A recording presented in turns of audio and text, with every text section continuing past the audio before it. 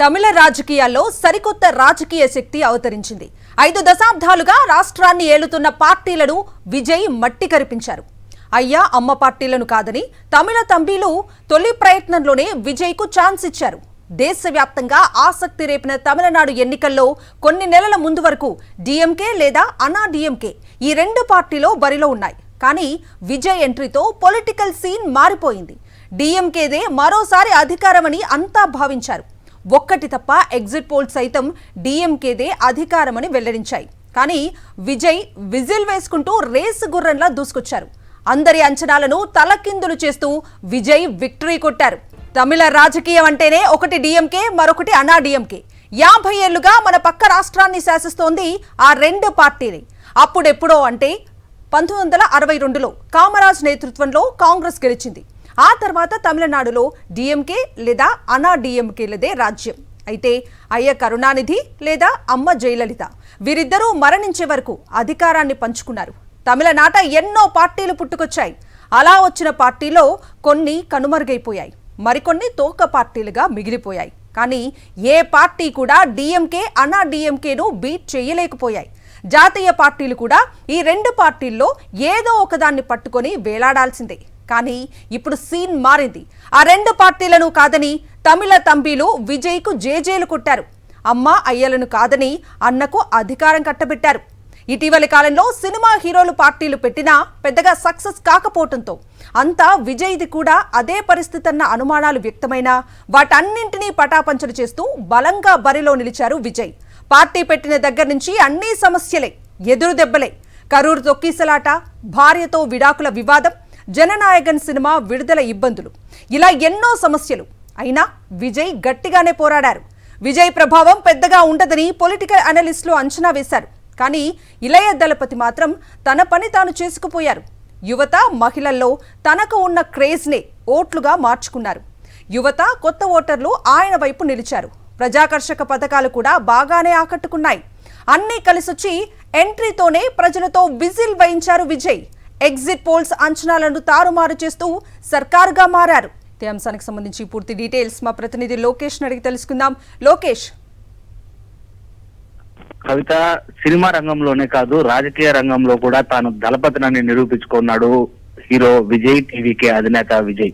అయితే అనూహ్యంగా కేవలము 3 నెలల ముందే కూడా యాక్టివ్ పాలిటిక్స్ లోకి వచ్చినటువంటి ఆయన 2 ఏళ్ల క్రితమే స్థాపించినటువంటి టీవీకే పార్టీని ఇటు రాజకీయాల్లోకి తీసుకువస్తూ 234 స్థానాల్లో ఉండేటువంటి అన్ని స్థానాల్లో కూడా తమ అభ్యర్థుల్ని పెట్టి అనూహ్యంగా తెరపైకి వచ్చి ప్రచారం నిర్వహించడం జరిగింది. అయితే ఎన్నికలు కూడా ముగిసినాయి. ఎన్నికలు ముగిసిన తర్వాత కూడా ఇటు రాజకీయ విశ్లేషకులు కావచ్చు, అదేవిధంగా సర్వేలు ఇచ్చేటువంటి సంస్థలు కావచ్చు, ఏవి కూడా విజయ్ ప్రభావం అంతగా ఉండదని చెప్పారు. అయితే దాన్ని అనూహ్యంగా కూడా బ్రేక్ చేస్తూ ఒక చరిత్ర సృష్టించాడు విజయ్. దాదాపు 110 స్థానాల వరకు కూడా మెజార్టీలో ఇప్పటికీ కూడా టీవీకే పార్టీ ముందుకు దూసుకెళ్తున్నటువంటి పరిస్థితి. తన పార్టీ గుర్తైనటువంటి విజిల్ శబ్దాన్ని తమిళనాట పూర్తిగా కూడా వినిపించే విధంగా ఆ సౌండ్ ను భారీగా చేశాడు విజయ్ అని కూడా చెప్పొచ్చు. సో మ్యాజిక్ ఫిగర్ కి అత్యంత చేరువలో ఉండేటువంటి విజయ్ ఖచ్చితంగా మ్యాజిక్ ఫిగర్ ను అందుకొని తాను ఒక్కడనే కూడా గవర్నమెంట్ ఫామ్ చేయగలుగుతాను అనేటువంటి విశ్వాసంతో ఇంకా ఇంట్లోనే నివాసంలోనే తన సన్నిహితులు, అదేవిధంగా తన వ్యక్తిగత కార్యదర్శులతో పాటు ప్రధానమైనటువంటి వ్యక్తులు, అదేవిధంగా కుటుంబ సభ్యులతో ప్రస్తుతము నివాసంలోనే ఉన్నారు. అయితే చెన్నై సిటీలో ఉండేటువంటి పోటీలో ఉన్నటువంటి తమ పార్టీకి సంబంధించినటువంటి అభ్యర్థులు కౌంటింగ్ కేంద్రాల వద్ద ప్రస్తుతం ఉన్నటువంటి నేపథ్యంలోనే వన్స్ ఇది రిజల్ట్స్ డిక్లరేషన్ అయిపోయిన తర్వాత, డిక్లరేషన్ ఫామ్ తీసుకున్న తర్వాత సిటీకి సంబంధించినటువంటి అభ్యర్థులందరూ కూడా తను వచ్చి నివాసంలో కలవాలని సూచించారు. మిగిలినటువంటి నియోజకవర్గాల్లో ఉండేటువంటి అభ్యర్థులందరినీ కూడా రేపు చెన్నై కేంద్రంగా ఉండేటువంటి ఒక రిసార్ట్ లో సమావేశం కావాలని చెప్పి కూడా ఒక రకమైనటువంటి సందేశాన్ని అయితే మాత్రము ఇప్పుడే నివాసం నుండి విజయ్ తన పార్టీ అభ్యర్థులకు చెప్పినట్టుగా కూడా తెలుస్తుంది. అయితే ఏదైతే మనం అనుకున్నటువంటి ప్రభుత్వం ఏర్పాటుకు కావాల్సినటువంటి 118 మ్యాజిక్ ఫిగర్ దాటాల్సినటువంటి నేపథ్యంలోనే ఇన్ కేస్ మ్యాజిక్ ఫిగర్ కి దగ్గరగా వచ్చి గనక నిలిచిపోతే ఏ పార్టీలతో మద్దతు కూడగట్టుకోవాలి, ఏ పార్టీతో మద్దతు కూడగట్టుకుంటే ఎలాంటి షేరింగ్ ఉండాల్సి ఉంటుంది, వాళ్ళు ఏ విధమైనటువంటి డిమాండ్లు చేస్తారు, ఎక్కడ ఏ విధమైనటువంటి ప్రాబ్లమ్స్ తలెత్తుతాయి అనేటువంటి అంశాలను కూడా చర్చించుకోవడం జరిగింది.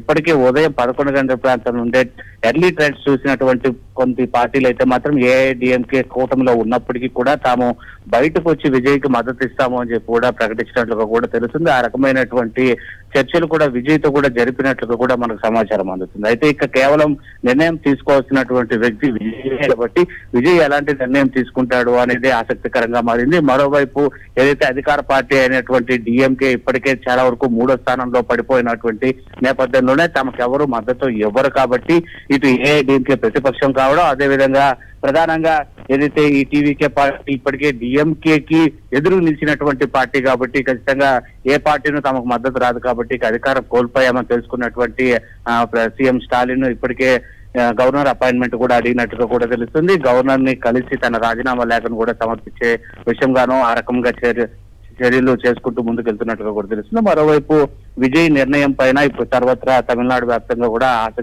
ఉద్రిక్తకరమైనటువంటి ఎదురు చూపులు అయితే మాత్రం కనబడుతున్నాయి. అయితే ఈ నిర్ణయాన్ని మాత్రము ఇవాళ పూర్తి రిజల్ట్స్ వచ్చేసిన తర్వాత తమ అభ్యర్థులు అదేవిధంగా తన సన్నిహితులతో పాటు రాజకీయంగా తాను విశ్వసించే వ్యక్తుల మధ్య తీవ్రమైనటువంటి చర్చలు జరిపిన తర్వాత మాత్రమే తన నిర్ణయాన్ని తను ఏ పార్టీతో మద్దతు కూడగట్టుకొని ప్రభుత్వ ఏర్పాటుకు ముందుకు వెళ్తున్నాననేటువంటి విషయాలను వెల్లడించే అవకాశాలు కనిపిస్తున్నాయి.